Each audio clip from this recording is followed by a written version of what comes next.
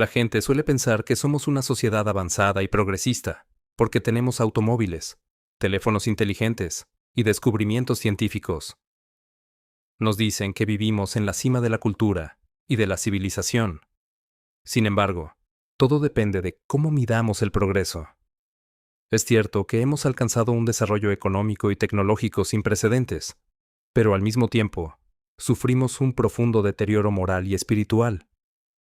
Las enfermedades mentales se multiplican, las amistades se vuelven cada vez más escasas, y millones de personas dependen de las drogas simplemente para sobrellevar la rutina diaria.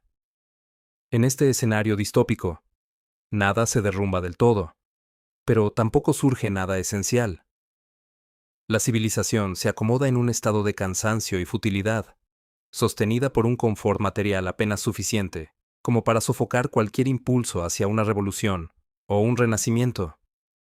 Nietzsche, probablemente el pensador más influyente de los últimos 2 siglos, reflexionó con dureza sobre este fenómeno. Él advertía que Occidente llevaba tiempo en decadencia bajo la ilusión del progreso, y que tarde o temprano, la enfermedad espiritual del nihilismo infectaría todo. Para él, la humanidad no representaba un desarrollo para mejor, sino una caída disfrazada de avance. El progreso, sostenía, no es más que una idea moderna, es decir, una ilusión. El europeo contemporáneo, decía Nietzsche, valía mucho menos que un europeo del Renacimiento.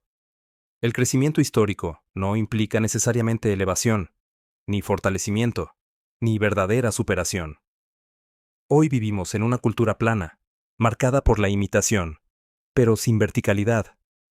Es como si habitáramos entre las ruinas de nuestros ancestros, dentro de un pantano degenerado donde las personas han perdido sus raíces. Nietzsche diría que Occidente, como cultura, se está desintegrando. Solo quedan ecos de un pasado glorioso que se diluyen en la atmósfera del consumismo, el posmodernismo y la decadencia.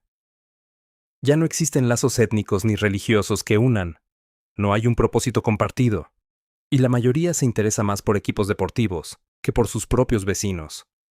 Carecemos de grandes metas y visiones. Incluso las mentes más brillantes dedican sus esfuerzos a acumular dinero o a idear formas cada vez más ingeniosas de hacerlo. Nietzsche dedicó buena parte de su obra a analizar el nihilismo y sus consecuencias. En su libro póstumo, La voluntad de poder, escribió: "Lo que relato es la historia de los próximos 2 siglos. Describo lo que viene, lo que ya no puede evitarse, el advenimiento del nihilismo". El nihilismo es la convicción de que la vida carece de sentido, de que no existe Dios, ni propósito superior, ni destino capaz de justificar el sufrimiento. Para el nihilista, la felicidad es efímera, la naturaleza está rota y la existencia carece de dirección. Este vacío surge cuando los valores, creencias y estructuras tradicionales pierden su poder, dejando a las personas flotando en un mar de sinsentido. Tal como Nietzsche lo anticipó, la mayor parte de la sociedad se ha hundido en un nihilismo pasivo, una visión apática del mundo. Hoy, la mayoría de las personas ya no tienen relación con Dios, con la belleza, con el significado ni con la comunidad. Y muy pocos aspiran a crear algo auténtico. La gente vive sin convicción ni propósito. Y esa falta de sentido termina contagiando todos los aspectos de la vida y de la cultura.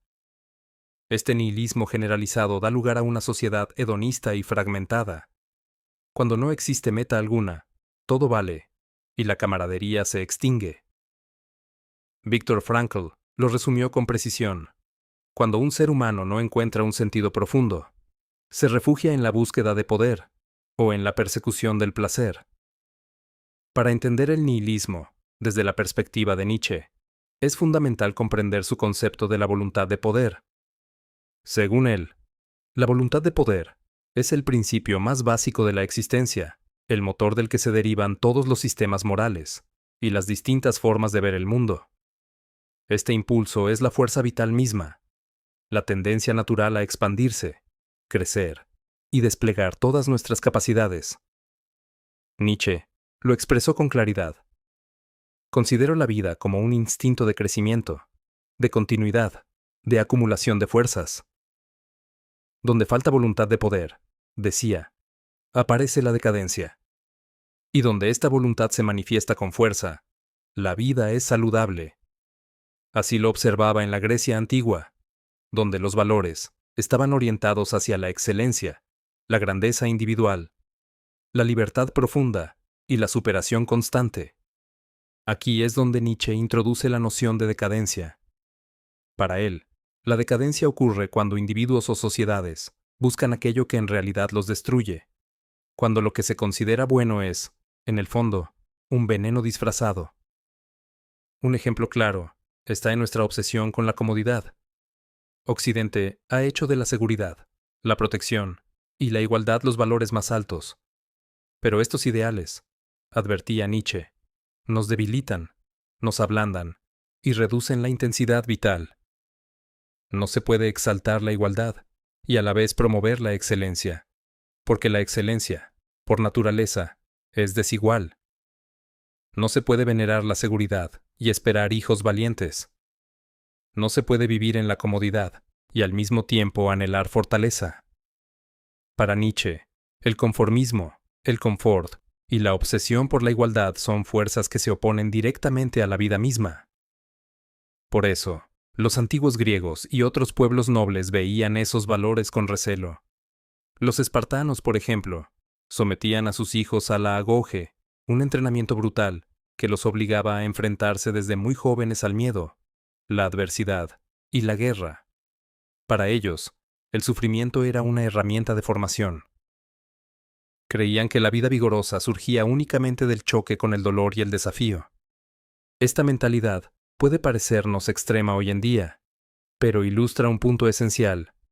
Una vida verdaderamente fuerte nace de una voluntad de poder activa, de la disposición a crecer, superar retos y enfrentarse a lo desconocido, incluso cuando eso implica riesgo.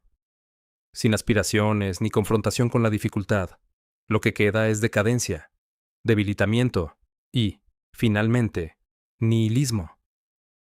En el presente, buena parte de la población adulta, especialmente en países como Estados Unidos, sufre de obesidad, sedentarismo y bajos niveles de actividad física. Esto refleja un debilitamiento general de la salud y de la vitalidad. Cuando el equilibrio hormonal se altera y la energía disminuye, el instinto natural de buscar triunfo y crecimiento se apaga, y en su lugar aparece la búsqueda de alivio, descanso y anestesia. Nietzsche observó que, donde falta vitalidad física, también se apaga la vitalidad espiritual. Cuando esto ocurre, las culturas tienden a desarrollar sistemas de valores que glorifican la debilidad y la fragilidad por encima de la fuerza. Nietzsche sabía de lo que hablaba. Pasó gran parte de su vida entre periodos de enfermedad y momentos fugaces de lucidez. Esa experiencia le permitió percibir cómo los estados físicos influyen en el pensamiento y en la manera en que las personas interpretan la existencia.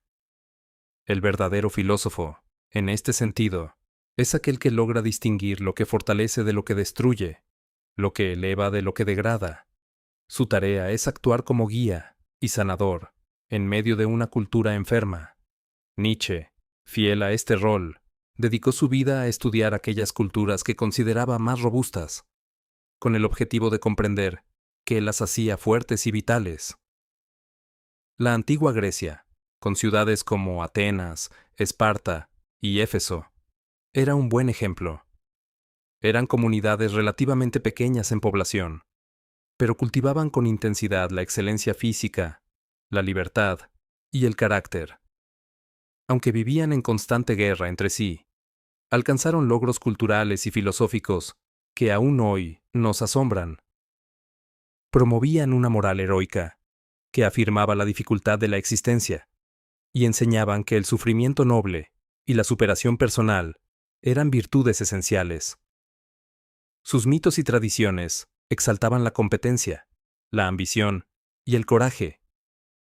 Para ellos, vivir en contacto con pasiones intensas era parte de la educación del alma. A primera vista, podría parecer exagerado llamar decadente a nuestra sociedad. Después de todo, Solemos asociar la decadencia con estancamiento económico y con la falta de creatividad. Pero si lo analizamos más de cerca, descubrimos que nuestro aparente sentido de progreso continuo es en gran parte una ilusión.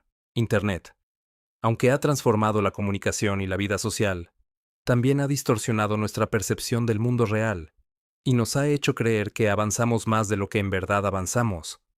A finales del siglo XIX, en apenas medio siglo, la civilización fue revolucionada por inventos que cambiaron la vida cotidiana de manera radical. La bombilla eléctrica, la plomería moderna, los automóviles, los aviones, la cámara fotográfica, el teléfono y el aire acondicionado. Aquella era tecnológica generaba un asombro equiparable al que provocaban las grandes catedrales o las montañas majestuosas. En cambio, los avances que surgieron desde finales del siglo XX, la computadora, Internet y el teléfono inteligente, transformaron profundamente cómo trabajamos, nos comunicamos y accedemos a la información. Pero su impacto se concentró en el ámbito digital. Fuera de ese espacio, los cambios verdaderamente radicales en nuestra vida cotidiana han sido mucho más escasos. La mayoría del llamado progreso reciente no ha sido más que perfeccionamientos de tecnologías ya existentes. De hecho, un estudio publicado en 2022 sobre el estancamiento del crecimiento en Estados Unidos revelaba algo alarmante. Desde finales de los años 70, la creación de nuevas empresas había caído un 40%. Esto muestra que como sociedad hemos perdido creatividad, espíritu pionero y ambición de innovación. El periodista y analista cultural, Ross Douthat, lo expresó con ironía. Antes solíamos viajar más rápido, construir más grande, vivir más tiempo. Hoy, lo que hacemos es comunicarnos más rápido, charlar más y tomarnos más selfies. Los verdaderos cambios que transformaban la vida cotidiana ocurrieron con inventos de siglos pasados. Las últimas 2 generaciones solo han visto alteraciones radicales en el modo en que nos entretenemos y nos distraemos. Con este estancamiento económico y cultural, convertido en norma, muchos se refugian en Internet, en ese capullo digital que ofrece distracciones superficiales y placeres efímeros. Otros buscan escapar en sustancias químicas, alcohol, marihuana y drogas duras. Primero fue la epidemia de opioides y ahora la crisis del fentanilo. Estas drogas no invitan a vivir con más intensidad, sino a adormecerse frente a la frustración y la futilidad que impregnan la existencia moderna. El efecto es siempre el mismo. La cabeza se inclina, los párpados se cierran, y la conciencia se disuelve en un sopor químico. Los depresores son las drogas predilectas de una cultura decadente, porque ayudan a entumecer el dolor de vivir sin propósito.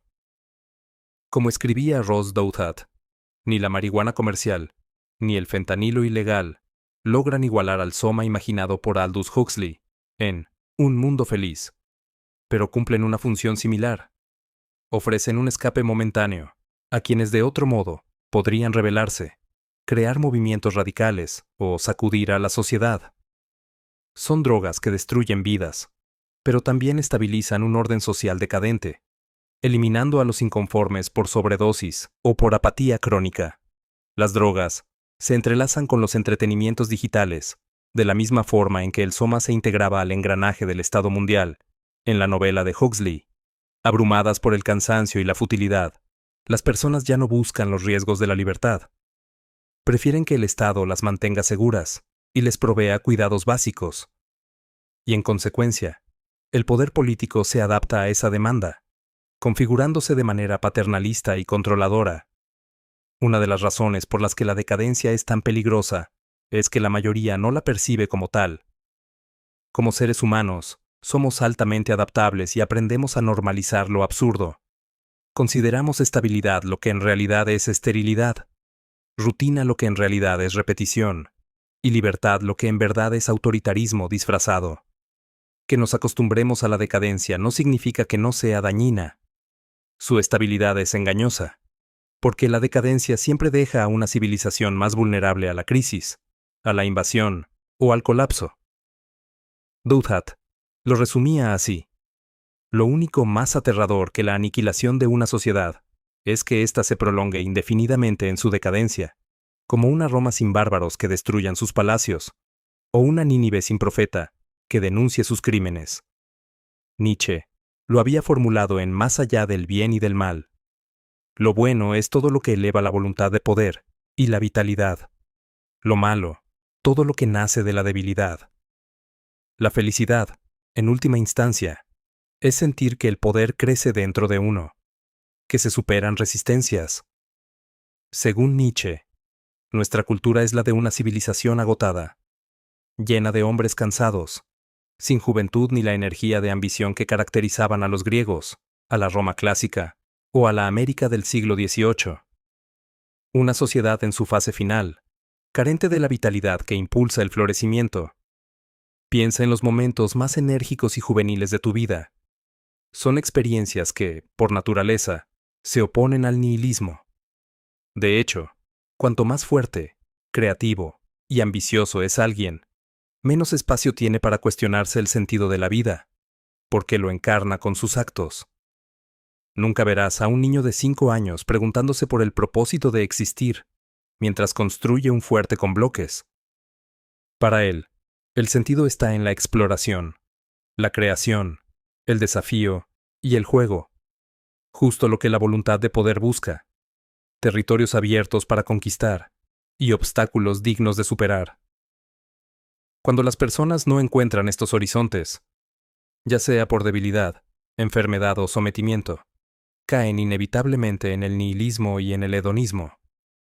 Para Nietzsche, los espíritus valientes no ven el placer o el dolor como fines últimos, sino como acompañantes secundarios en el camino de la superación.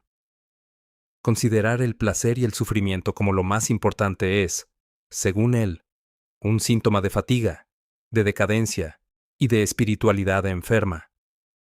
El único antídoto contra el nihilismo es comprometerse con la voluntad de poder, fijar metas, realizar acciones que inspiren, volverse más libre y vital en el proceso. Negar ese impulso nos convierte en lo que Nietzsche llamaba el último hombre, un ser que se conforma con la comodidad y la rutina, que mide su vida solo en términos de placer o dolor inmediatos, y que carece de aspiraciones elevadas. Hoy estamos en una verdadera encrucijada. Como en la Grecia antigua, debemos reaprender a valorar las experiencias, no en función de si son agradables o dolorosas, sino según cuánto expandan la energía vital y la sensación de estar vivos. Para los que se sienten atrapados en el vacío, Nietzsche ofrece una clave. El poder y el sentido están profundamente entrelazados. Donde hay fuerza, surge significado, y donde existe un horizonte de sentido, la fuerza se multiplica.